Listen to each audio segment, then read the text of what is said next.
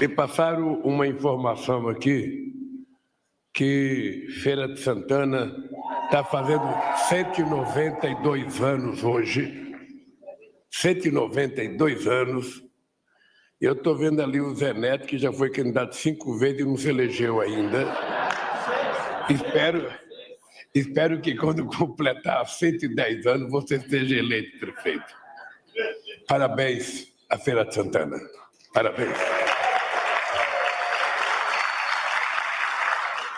Primeira vez que eu passei em Feira de Santana, eu tinha 7 anos de idade. Quando eu saí de Garanhuns para ir para São Paulo, o Pau de Arara passou em Feira de Santana. Muito bem. Queridos prefeitos e prefeitas, governadores e governadoras, eu vou pedir permissão para não precisar ler a nominata, para não perder tempo. O que está acontecendo hoje me parece que é o último ou penúltimo PAC que nós vamos lançar. Desde que nós tomamos posse, em janeiro de 2023, eu fiz uma reunião com os 27 governadores do Brasil para que a gente discutisse, ouvindo deles, quais seriam as obras prioritárias para o Estado que os governadores queriam que nós colocássemos no PAC. E vários governadores, todos apresentaram. Uns apresentaram mais, outros menos, mas todos os governadores apresentaram a proposta. Depois, a mesma coisa a gente fez com o PAC Seleções para muitas prefeituras do país. Bem, quando esses projetos chegam aqui, esses projetos são discutidos, são colocados, sabe, na mesa, não apenas da discussão política, da discussão técnica, depois vai para a discussão econômica, até a gente ver quais são os projetos prioritários que a gente tem que escolher para a gente anunciar. E conversar com o prefeito, ver se o projeto está pronto, porque depois do anúncio que a gente faz, ainda tem muita coisa para acontecer e muitas vezes passa muito tempo e a obra que foi anunciada não acontece. Demora muito. Por isso é muito importante que cada um de vocês sabe a pressa que o povo que vocês querem levar o benefício tem dessas obras acontecer. A única coisa que eu posso dizer para vocês é o seguinte: o Haddad está aqui na mesa, a Fazenda já garantiu o dinheiro, o Rui Costa está aqui na mesa, ele já garantiu a inclusão das cidades no PAC. E a Miriam Belchior está aqui na frente de vocês para fiscalizar a aplicação. E o Jader Barbalho é que vai cuidar, sabe, que vai cuidar de quase todas essas obras. Então, para elas acontecerem a partir de agora, vai depender de cada um de nós.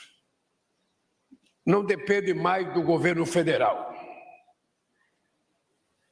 Porque agora depende de vocês, inclusive, para cobrar o governo federal. Porque se nós estamos anunciando aqui, se aqui se falou em tantos bilhões, 21 bilhões e não sei quanto para encosta, para dragagem, não sei para quantas, é importante que esse dinheiro circule. É importante que esse dinheiro seja transformado em melhoria dos bairros e melhoria da qualidade de vida das pessoas que moram na periferia de São Paulo e do Brasil inteiro, que muitas vezes os pobres são afastados do centro, porque os pobres desse país são tratados como se fossem invisíveis. Tem 2 momentos que se lembra do pobre.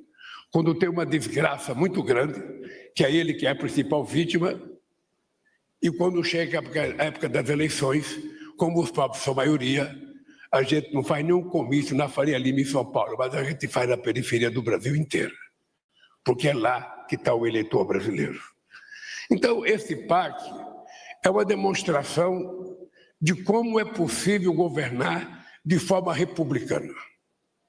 Eu repito sempre, a gente não olha a cor da bandeira do partido a que o prefeito pertence. A gente não se importa para o time que o prefeito torce. A gente não se importa com a religião que o prefeito professa. O que importa para a gente é que se o projeto é bem feito e se aquele projeto tem viabilidade de ser feito com a rapidez necessária para que a gente possa garantir que valeu a pena o povo esperar por alguém que olhasse por eles. É isso que fez a gente decidir. É por isso que eu digo, governar de forma republicana, ontem, hoje e sempre, é a forma mais correta da gente acabar com o politicismo dos amigos. Quando a gente não tem dinheiro, para fazer 100%, a gente tem que escolher. E você tem duas formas de escolher. Ou você escolhe quem é seu amigo e faz para o prefeito que é seu amigo, para o prefeito que é seu cabo eleitoral, para o prefeito que pertence ao seu partido, ou você faz de acordo com as necessidades do povo, com a importância da cidade e com a credibilidade do projeto. É a forma nem sempre eleitoralmente mais importante, mas é a forma eticamente, moralmente e politicamente mais digna de ser feita por um presidente da República, por um governador ou por um prefeito. Dito isso, eu tenho dois discursos aqui. Um é o discurso feito para esse evento e o outro é um lembrete sobre uma personagem chamada Tia Rosa, que já falou, mas que eu vou ler o que falaram de você, Tia Rosa, porque o Montanhão, onde ela mora, é a terra onde nasceu o Gabigol. Exatamente. Aliás, ele fez um belíssimo gol essa semana, um belíssimo gol. Ele fez um gol extraordinário. Pois bem, lá nasceu a Tia Rosa e lá nasceu o Gabigol. Quem sabe já nasceram muitas Tias Rosas e quem sabe muitos Gabigols estarão nascendo se a gente permitir que não morra ninguém por causa de algum incidente climático. Então, a Tia Rosa, ela é nascida e criada em São Bernardo do Campo, moradora há quase 40 anos da região do Montanhão, um morro que abriga milhares de famílias, mas que historicamente, por sua geografia, oferece riscos constantes aos bairros mais vulneráveis que ficam nas encostas. Quem não é de São Bernardo e vai para Santos pela Via Anchieta, vocês não escaparão de passar na frente do Montanhão. É só olhar para o lado esquerdo, logo depois da Volkswagen, que vocês vão ver o Montanhão. E lá tem Montanhão, lá tem Areião, e tem Lulaldo ainda.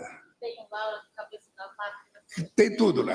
É uma área perto da represa Beliz, é uma área muito bonita, e, portanto, essa gente toda teve a coragem de ocupar esse terreno. Alguns dizem que foi invasão, mas eles ocuparam porque, na medida que a cidade vai crescendo, vai ficando rica, sabe, os pobres vão ser expulsos. Os pobres vão ser expulsos.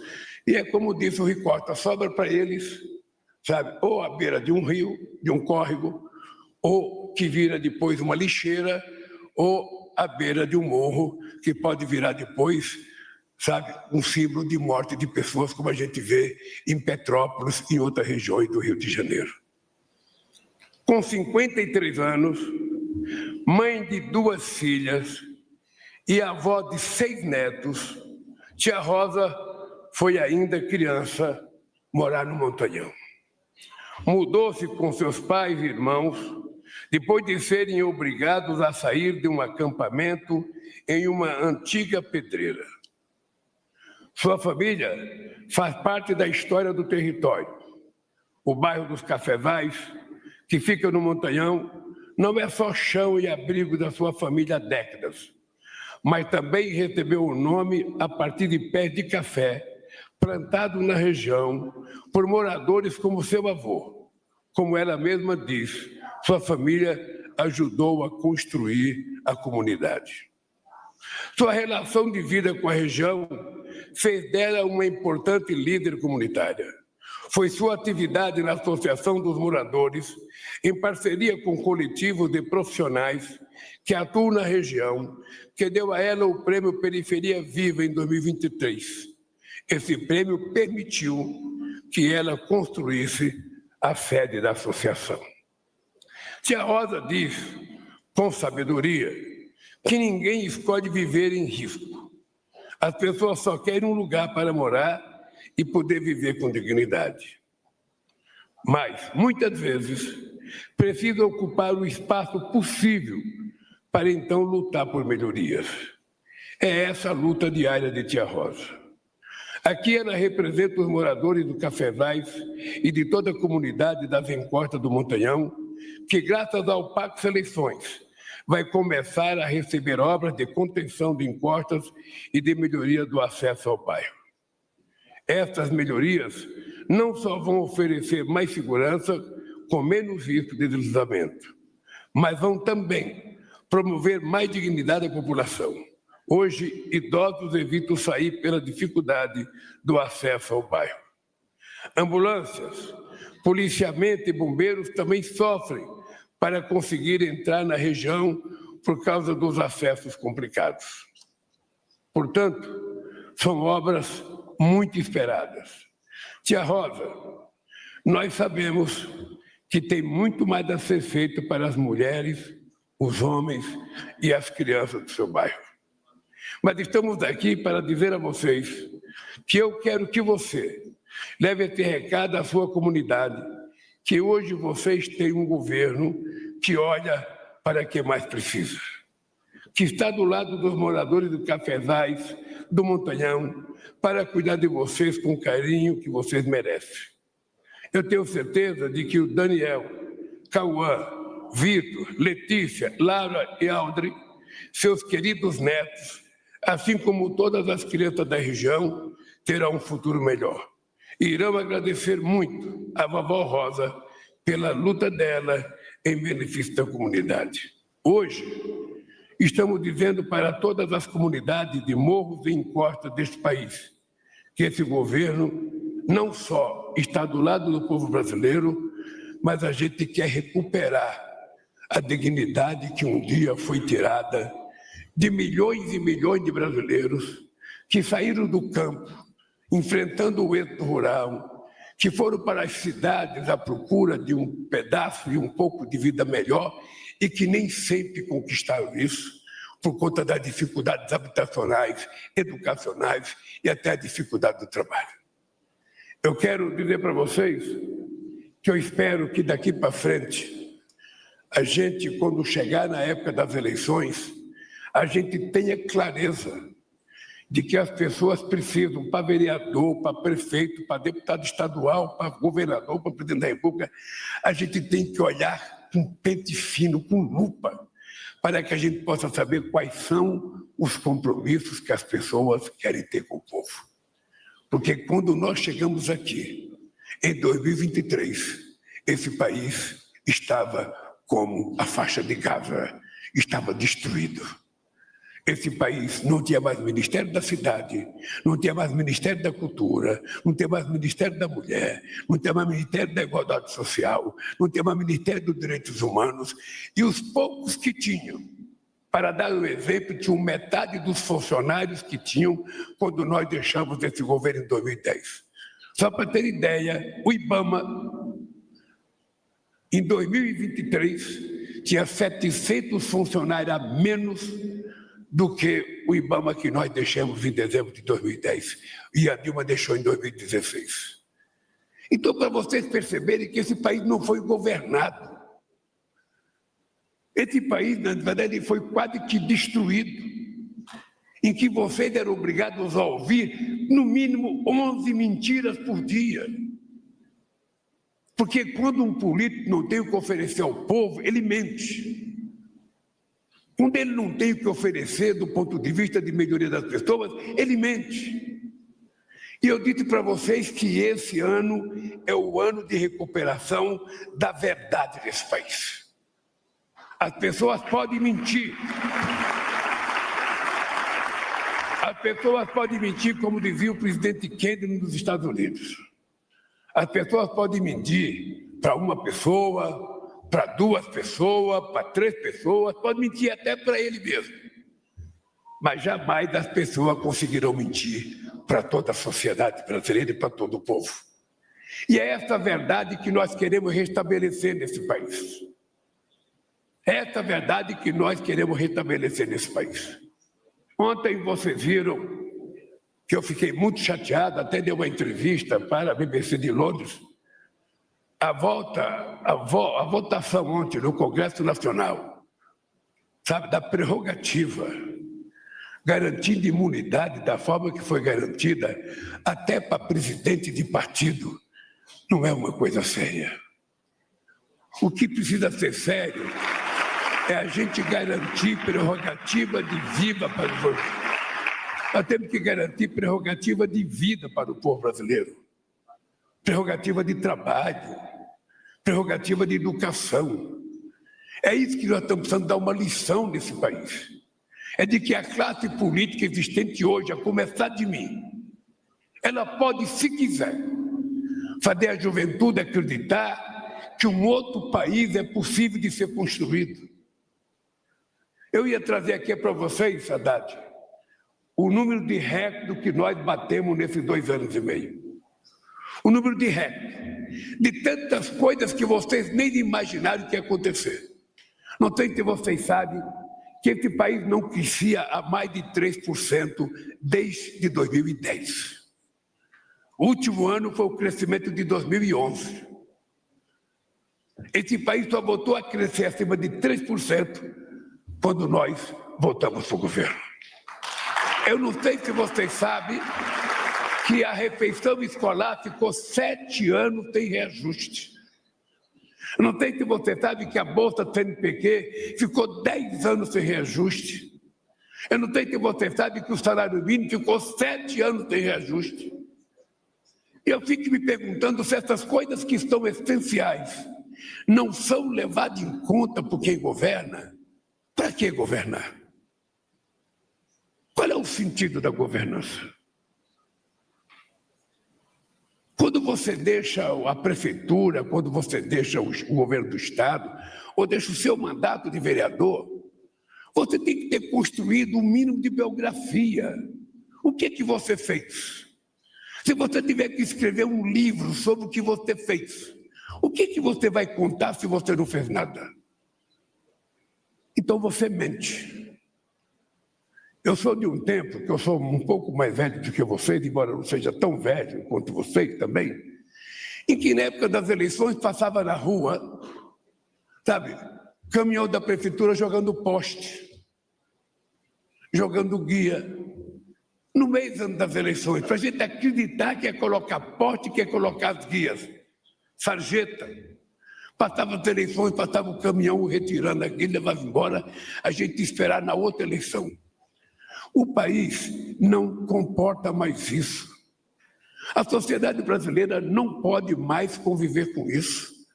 A sociedade brasileira precisa entender que nós temos uma dívida histórica com o povo pobre desse país.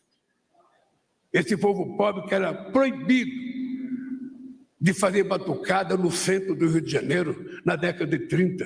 É por isso que eles subiram o morro. Esse povo que era proibido fazer capoeira, porque era tido como uma coisa banida e proibida pelo governante. Esse país, por erros históricos, levou o povo a ocupar os lugares mais inacessíveis possíveis de inóspitos. Como disse a nossa companheira tia Olga, ninguém vai morar numa encota porque quer. Ninguém vai morar, sabe, num rio, no esgoto porque quer. Todo mundo gostaria de morar no centro.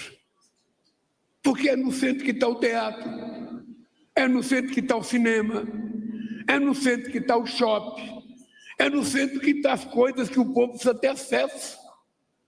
E nós sabemos que quanto mais distante for a periferia, mais abandonada ela é. E mais difícil fica das pessoas comparecerem, sabe, para ter uma atividade cultural numa cidade. Nós vamos ter coragem de mudar isso? A gente pode. A gente não pode fazer o mesmo que sempre foi feito nesse país, gente. Cuidar dos pobres é a maior preocupação que a gente tem que ter. Não sei se vocês estão lembrados, em 2003, eu dizia, se quando terminar o meu mandato, todo brasileiro estiver tomando café, almoçando e jantando, eu já terei realizado a obra da minha vida. Coisa simples, simples. Eu não fiz nenhum discurso rompante que ia fazer o socialismo, que ia tomar as empresas, que ocupava. Não fiz nada, eu só disse isso. E depois que nós acabamos com a fome, 15 anos depois, eu volto à presidenta da República, tem 33 milhões de pessoas passando fome outra vez. Qual é a prioridade nossa se não cuidar disso?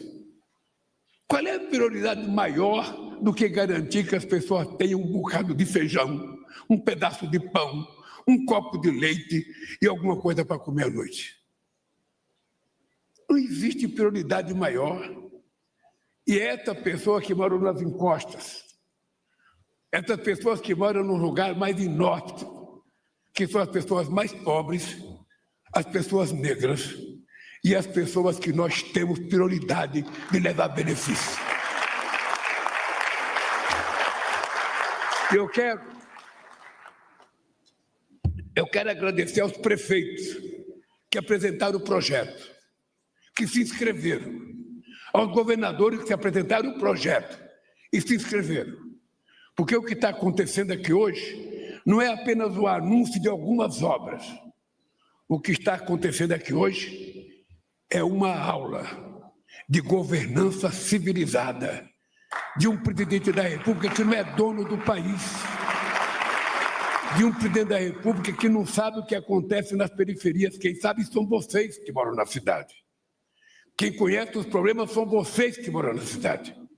E, portanto, o que nós estamos fazendo aqui é uma lição de humildade, atendendo aos prefeitos desse país, que no frigir dos ovos são o ente federado mais sofrido da história desse país. Portanto, meus companheiros, parabéns, Rui Costa, pelo trabalho, parabéns, Jader, parabéns, Haddad, parabéns, Miriam, parabéns, ministros, e, sobretudo, parabéns o povo brasileiro que está tendo mais uma conquista, e que Deus abençoe os prefeitos e que consigam realizar essas obras o mais rápido possível. Um abraço.